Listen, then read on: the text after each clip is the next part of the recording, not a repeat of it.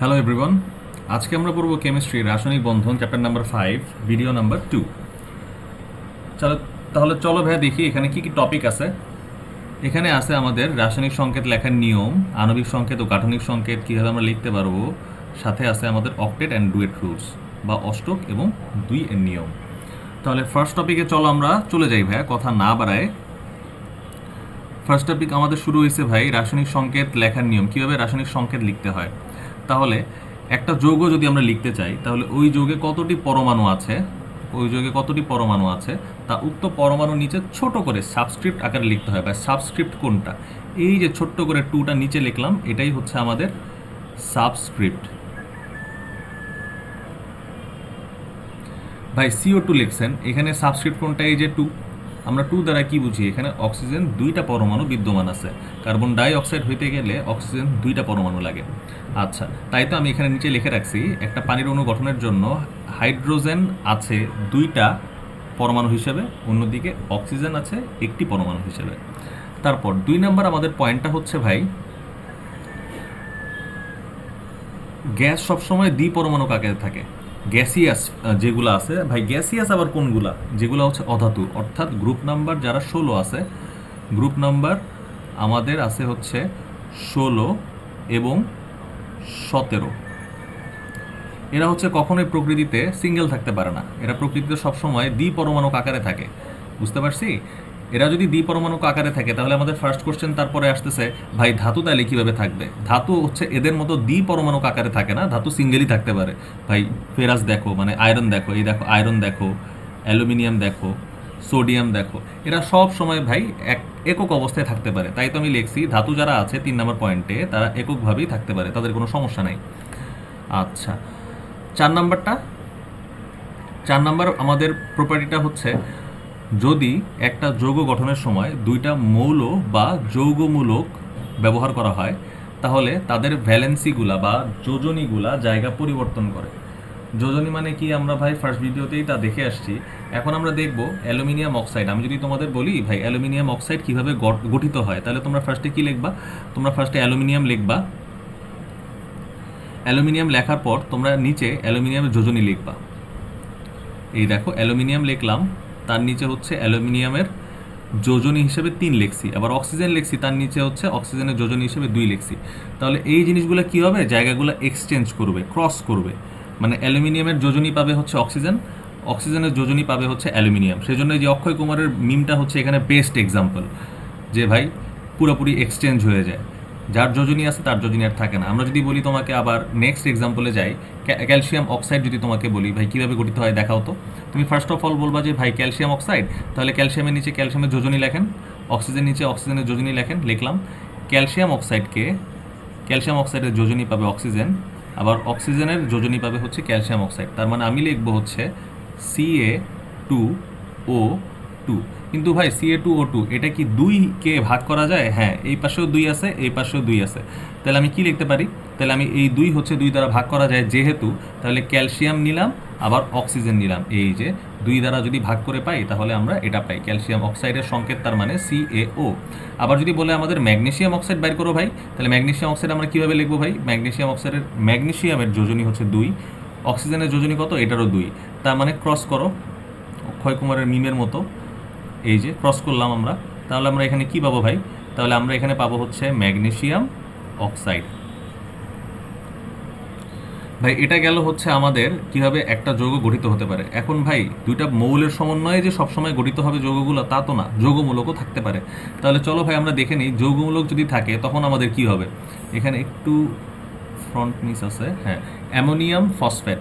অ্যামোনিয়ামের জন্য অ্যামোনিয়ামের সংকেতটা আমাদের জানতে হবে NH4+।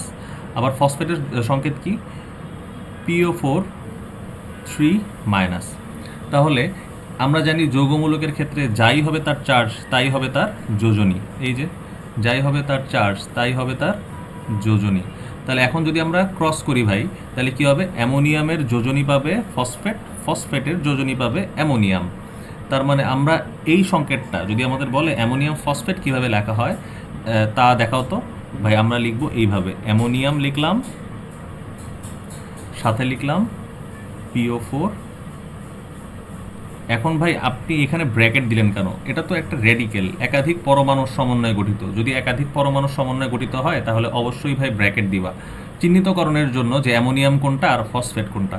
তাহলে আমরা এক্সচেঞ্জ করার পর আমরা কি পাই? অ্যামোনিয়ামের নিচে 3 দিব আর ফসফেটের নিচে 1 দিব। তুমি দিলেও পারো, না দিলেও পারো, কোনো এটা প্যারা না। তাহলে ভাই অক্ষয় কুমারের এই মিমটাকে ইন্ডিকেট করে তাহলে আমরা পরের এক্সাম্পলগুলোতে চাই। ঠিক আছে, পরের এক্সাম্পলগুলোতে আমাদের কি কি আছে ভাই? ফেরাস সালফেট কীভাবে গঠিত হয় ব্যাখ্যা করো তো। ফেরাস সালফেটের এখানে ফেরাস বলছে, যদি আমাদের ফেরিক বলতো তাহলে কি হইতো ভাই? ফেরাসের 2টা যোজনী। যদি বলে ফেরাস তাহলে আমরা ধরবো 2, আর যদি বলে আমাদের ফেরিক তাহলে আমরা বলবো 3। এখানে ভাই বলছে ফেরাস, তার মানে ফেরাস এর জন্য আয়রনের, ফেরাস মানে তো আয়রন তাই না, এই আয়রনের যোজনী কত? 2। সালফেটের ভাই, সালফেটের উপরে চার্জটা কি? 2, তাহলে 2 লেখেন, এই যে। তাহলে ক্রস করো, ক্রস করলে আমরা পাবো এটা। তার মানে FeSO4 হবে আমাদের এটা। ভাই Fe2SO4 হলো না কেন? ওই যে 2 দ্বারা ভাগ করা যায়, যদি ভাগ করা যায় তাহলে আমরা ওই সংখ্যাটা লিখবো না। যদি অবিভাজ্য হয় তাহলে আমরা ওই সংখ্যাটা লিখবো। অবিভাজ্য কোনটা? কিছুক্ষণ আগেই ভাই আমরা দেখে আসছি, Al2O3, তাই না? এই যে এখানে 2 3কে দ্বারা ভাগ করা যায় না, 3 আবার 2 দ্বারা ভাগ করা যায় না। শুধুমাত্র ইন্টেজার নাম্বারগুলা, পূর্ণমান এখানে লেখা যাবে, কোনো ফ্র্যাকশন অর্থাৎ ভগ্নাংশ এখানে লেখা যাবে না। ভাই এখানে হাইড্রোজেন, কার্বনিক অ্যাসিড যদি আমি বলি, হাইড্রোজেনের যোজনী কত? কার্বনিক অ্যাসিড হচ্ছে হাইড্রোজেন এবং কার্বনেট এর সমন্বয়ে গঠিত হয়। হাইড্রোজেনের যোজনী হচ্ছে এখানে 1, কার্বনেটের যোজনী কত? 2। তাহলে আমরা যদি ক্রস করি তাহলে এখানে কি হবে? কার্বনিক অ্যাসিড H2CO3, এটা হবে আমাদের কাঙ্ক্ষিত সংকেত। তাহলে এভাবেই আমরা অক্ষয় কুমারের মিম বলো, ক্রস বলো, যেভাবেই বলো না কেন, সেভাবেই আমরা হচ্ছে একটা যৌগ কিভাবে গঠিত হতে পারে, পরমাণুর সমন্বয় হোক, যৌগমূলকের সমন্বয় হোক, এর লেখার নিয়মটা কি সব আমরা জানলাম। তাহলে চলো ভাই আমরা তারপরের টপিকে চলে যাই। তারপরের টপিক কি লেখা আছে? তারপরের টপিক হচ্ছে আমাদের আণবিক সংকেত এবং গাঠনিক সংকেত লেখা আছে। আণবিক সংকেতের অপর নাম হচ্ছে রাসায়নিক সংকেত। তাহলে রাসায়নিক সংকেত বা আণবিক সংকেত বলতে আমরা কি বুঝি ভাই? তার আগে জেনে নেই এর ইংলিশ নামটা কি। আণবিক সংকেত হচ্ছে molecular structure, molecular structure.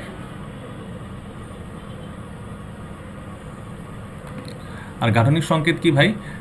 Structure, molecular structure লিখলাম কেন? মলিকুলার ফর্মুলা হবে, মলিকুলার ফর্মুলা। তাহলে ভাই এইখানটায় গাঠনিক সংকেতের ইংলিশটা কি ভাই? গাঠনিক সংকেতের ইংলিশটা হচ্ছে স্ট্রাকচারাল ফর্মুলা। স্ট্রাকচারাল ফর্মুলা হচ্ছে আমাদের গাঠনিক সংকেত।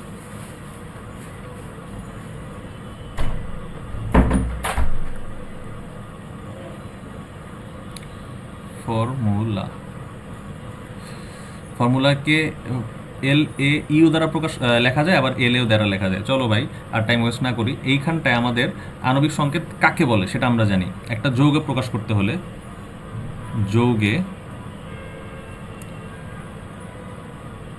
কতটি পরমাণু আছে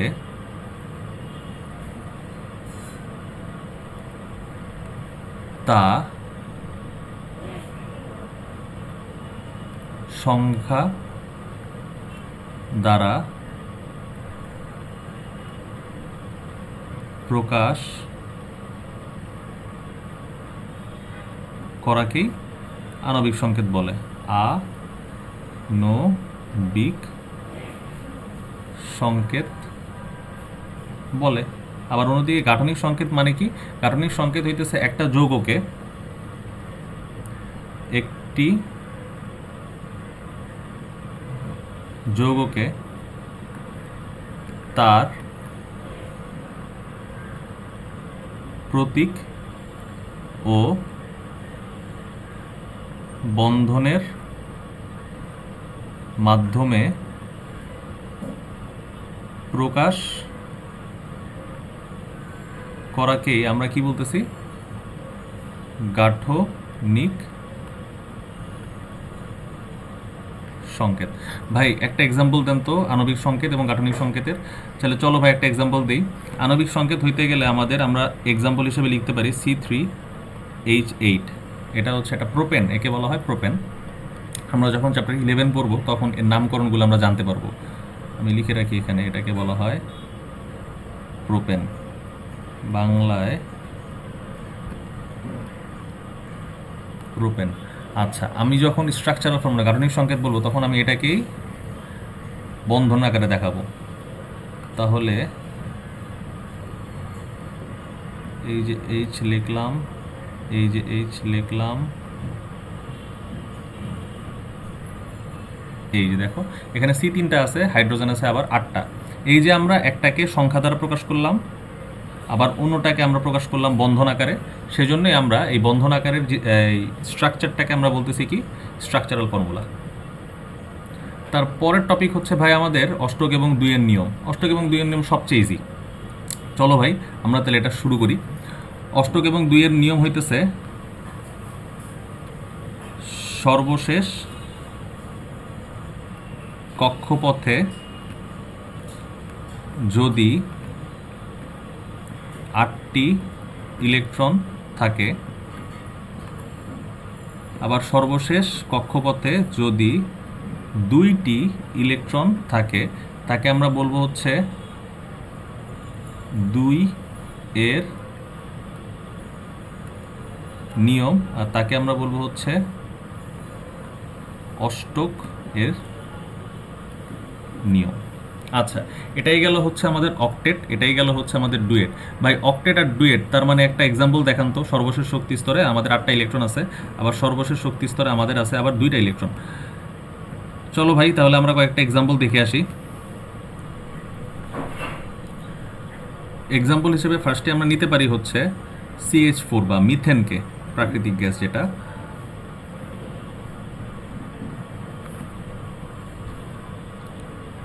CH4। আচ্ছা, সি এর লাস্টের সেলে ভাই কয়টা আছে? সি এর লাস্টের সেলে আছে আমাদের 4টা ইলেকট্রন। এই যে 4টা ইলেকট্রন দিয়ে দিলাম।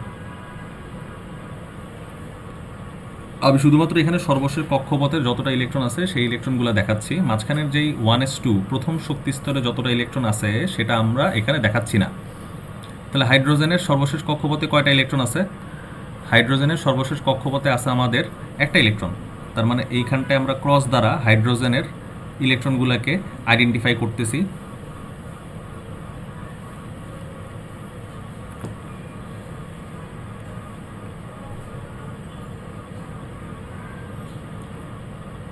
ক্রস দ্বারা হাইড্রোজেনের ইলেকট্রনকে আমরা আইডেন্টিফাই করতেছি।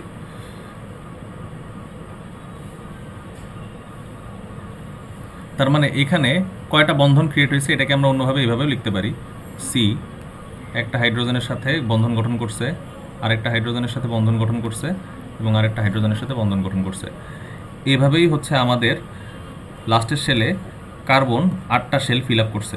ভাই কার্বন যে 8টা শেল ফিল আপ করছে, 8টা শেল ফিল আপ করার দরকার কি? ঠিক আছে, 8টা শেল ফিল আপ করার দরকার কি তার আগে আমরা জেনে আসি কার্বনের 8টা ইলেকট্রন কেমনে হইলো তা দেখি তো ভাই। এইখানে এই দেখো 2টা ইলেকট্রন, এই দেখো 2টা ইলেকট্রন, এই দেখো 2টা, এই দেখো 2টা। কয়টা হলো কার্বনের? 8টা।